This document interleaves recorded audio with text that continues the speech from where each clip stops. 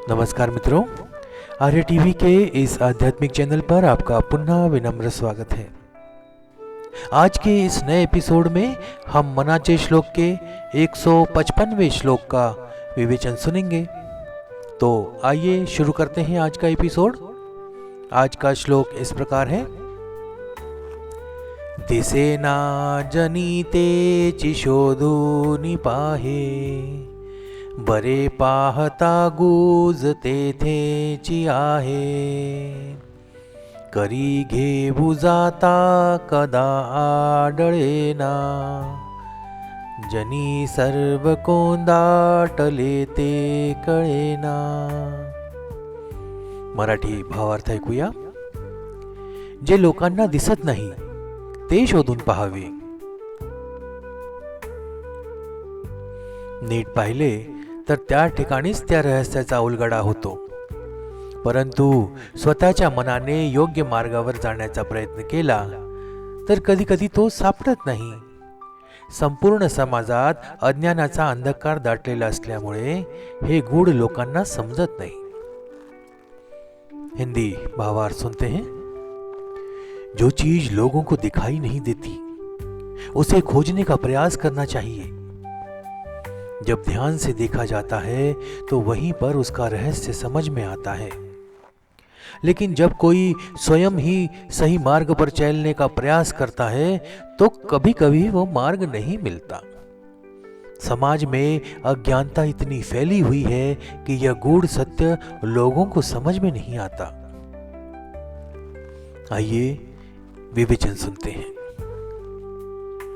दिसेना जनी तेची शोधू न पाहे बरे पाहता गुज तेथेची आहे करी घेऊ जाता कदा आढळेना जनी सर्व कोंदाटले ते कळेना। इस श्लोक का सामान्य अर्थ यह है कि आत्मज्ञान की खोज के लिए प्रयास करना आवश्यक है।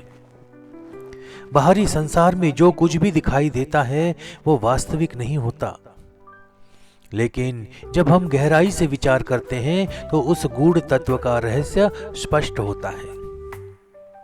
यह रहस्यमय ज्ञान सहजता से समझ में नहीं आता, क्योंकि समाज में व्यवहार में इसका प्रतिबिंब बहुत कम दिखता है। इसलिए अनुसंधान, चिंतन और मनन के बिना इसे समझना कठिन है। आत्मज्ञान का अर्थ क्या है? इसका अर्थ है अपने वास्तविक स्वरूप को जानना। मैं कौन हूं? मैं कहां से आया हूं? मेरा अंतिम स्वरूप क्या है? इन प्रश्नों के उत्तर खोजना ही आत्मज्ञान है। यह ज्ञान किसी बाहरी साधन से नहीं मिलता, बल्कि आत्ममंथन से ही प्राप्त होता है। मनुष्य सामान्यतः समाज के भ्रम में उलझा रहता है। बाहरी वस्तुओं में उलझे हुए लोगों को आत्मज्ञान की आवश्यकता महसूस नहीं होती। भौतिक सुखों में लीन समाज इस गूढ़ ज्ञान को नहीं समझ पाता। इसलिए आत्मज्ञान के लिए वैराग्य और मन की स्थिरता आवश्यक होती है। आत्मज्ञान की खोज में बहुत सी बाधाएं हैं,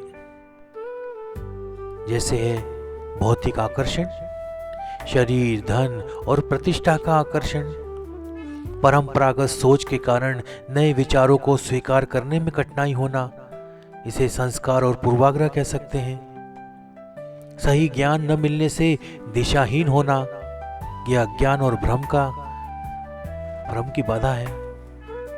एकाग्रता की कमी आत्मज्ञान की राह में बड़ी बाधा बनती है। ये मन की चंचलता है जो अपने आत्मज्ञान की खोज में बाधा बनी हुई है।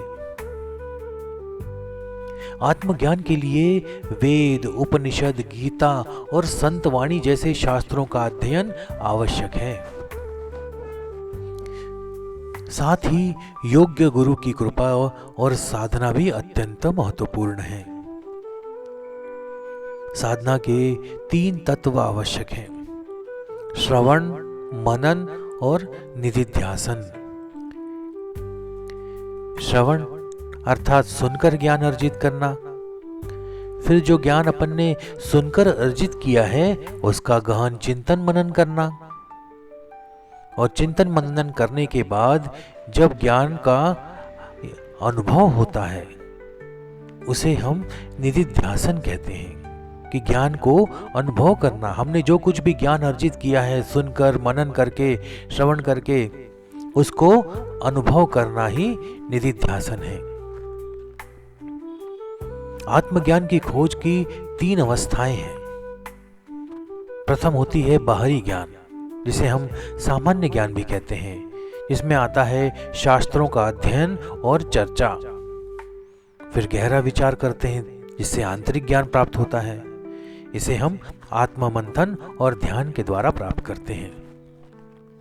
फिर आता है साक्षात्कार, प्रत्यक्ष अनुभूति प्राप्त करना, जो अनुभव जन्य ज्ञान कहलाता है। विज्ञान, प्रौद्योगिकी और इतिहास में विभिन्न खोजें होती रहती हैं, लेकिन ये खोजें बाहरी संसार तक सीमित होती हैं। आत्मज्ञान से इनका कोई लेना देना नहीं होता। विज्ञान बाहरी संसार के रहस्यों को उजागर करता है, जबकि आत्मज्ञान हमें हमारे वास्तविक स्वरूप का बोध कराता है। ब्रह्म ज्ञान की विशेषताएं होती हैं 4। पहली होती है ये बाहरी आंखों से दिखाई नहीं देता। ब्रह्म ज्ञान को केवल अनुभव से समझा जाता है और इसे शब्दों में पूरी तरह से व्यक्त नहीं किया जा सकता। और खोज करने वाला जो ब्रह्म ज्ञान की खोज करता है और जिसे खोजा जा रहा है वे अलग नहीं होते। अद्वैत वेदांत के अनुसार जीव, जगत और ब्रह्म में कोई भेद नहीं है। हम ब्रह्म से अलग नहीं हैं, बल्कि हम स्वयं ब्रह्म हैं, ब्रह्म का अंश ही हैं। इसे समझना ही आत्मज्ञान है। आत्मज्ञान 3 उपायों से तो प्राप्त कर सकते हैं। पहला है ध्यान। ध्यान के माध्यम से मन को शांत कर आत्मबोध प्राप्त किया जा सकता है। तत्व ज्ञान और आत्मचिंतन के द्वारा आत्मज्ञान की अनुभूति होती है। इसे हम ज्ञान मार्ग कहते हैं। फिर ईश्वर की कृपा प्राप्त करना। आत्मज्ञान प्राप्त करने के लिए भक्ति मार्ग भी महत्वपूर्ण है।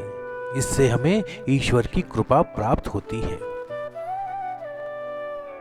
आत्मज्ञान न केवल व्यक्तिगत उन्नति के लिए है, बल्कि संपूर्ण समाज के कल्याण के लिए भी आवश्यक है। आत्मज्ञानी व्यक्ति अपने कार्यों और विचारों के माध्यम से दूसरों को प्रेरित करता है। अज्ञान के कारण समाज में दुख और संघर्ष बढ़ता है। अध्यात्म से शांति और संतोष प्राप्त होता है। आत्मज्ञान से समाज में नई दृष्टि और स्थिरता आती है। मनुष्य को बाहरी दुनिया के मोह में फंसे बिना आत्मज्ञान की खोज करनी चाहिए। जब यह ज्ञान प्राप्त होता है तो जीवन का वास्तविक अर्थ समझ में आता है। समर्थ रामदास स्वामी कहते हैं कि जो व्यक्ति इस ज्ञान की खोज करेगा केवल वही गूढ़ रहस्य को समझ पाएगा। अतः हम कह सकते हैं कि ब्रह्म ज्ञान जो है ये सहजता से प्राप्त नहीं होता, इसे खोजना पड़ता है। अनुसंधान, साधना और ध्यान के माध्यम से ही यह ज्ञान संभव है। भौतिक संसार में उलझे रहने से ज्ञान की अनुभूति नहीं होती। एक बार आत्मज्ञान प्राप्त हो जाने पर जीवन में पूर्ण परिवर्तन आता है और मोक्ष प्राप्त होता है। रामदास स्वामी ने स्पष्ट रूप से कहा है कि खोज के बिना आत्मज्ञान संभव नहीं है। इस श्लोक का गहन अध्ययन करने से हमें आत्मज्ञान की दिशा में आगे बढ़ने में सहायता मिल सकती है। इसलिए इस श्लोक का ध्यान पूर्वक चिंतन कर इसे अपने जीवन में लागू करने का प्रयास करना चाहिए। तो आज का विवेचन अपन यहीं समाप्त करते हैं। अगर आपको वीडियो पसंद आ रहे हैं तो इसे लाइक अवश्य करें और अपने इष्ट मित्रों के साथ शेयर भी करें। चैनल को अभी तक अगर आपने सब्सक्राइब नहीं किया है तो मेरा अनुरोध है आपसे कि इसे आप अभी सब्सक्राइब करें, ताकि आपको इस वीडियो से संबंधित, आने वाले वीडियो से संबंधित नोटिफिकेशन प्राप्त हो सके। तो मिलते हैं अगले एपिसोड में एक नए श्लोक और उसके विवेचन के साथ। तब तक के लिए जय जय रघुवीर समर्थ। नमस्कार।